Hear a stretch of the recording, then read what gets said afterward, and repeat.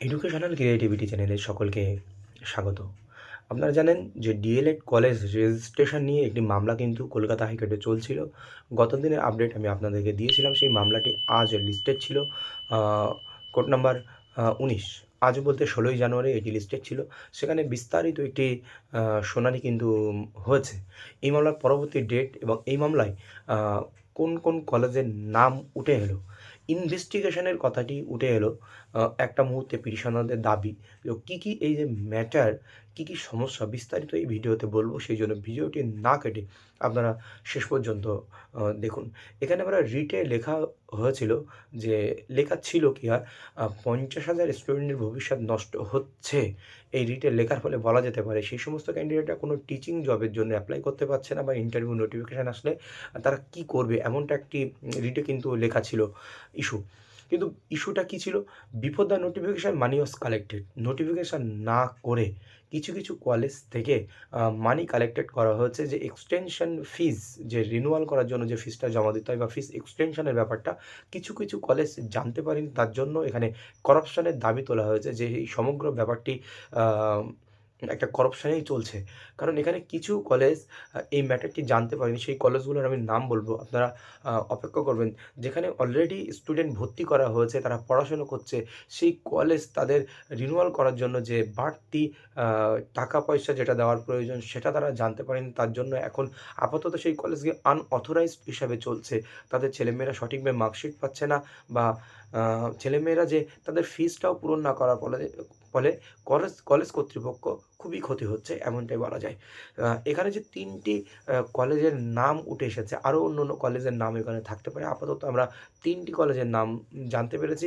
Mohsin teachers training institution, Bankura primary teacher training institution, উদ্যোগ college of education, এই ৩ টে কলেজের নাম উঠে এসেছে। লিস্টে আরও থাকতে পারে।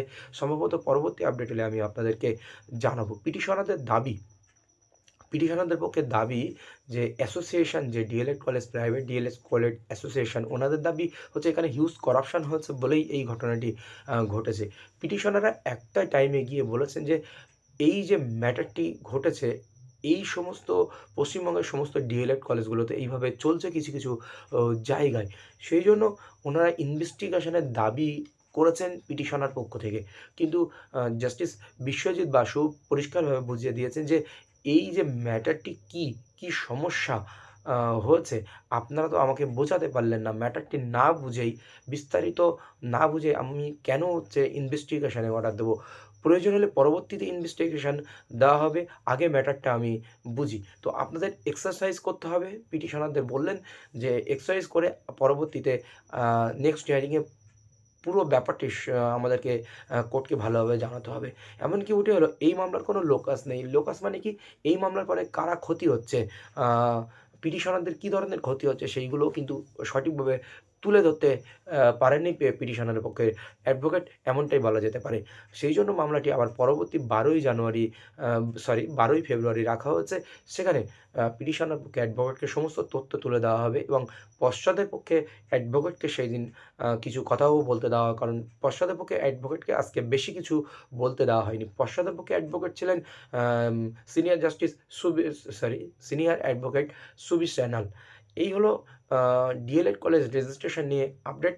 কারণ যারা এই সমস্ত কলেজে পড়াশোনা করছে, যারা ইতিমধ্যে কলেজ শেষের মুখে বা অন্যান্য কলেজের এই ধরনের সমস্যা আছে ফি স্ট্রাকচার বা এটা ওটা নিয়ে, অবশ্যই তারা চিন্তিত থাকবেন না। আশা করছি এই সমস্যার সমাধান হয়ে যাবে।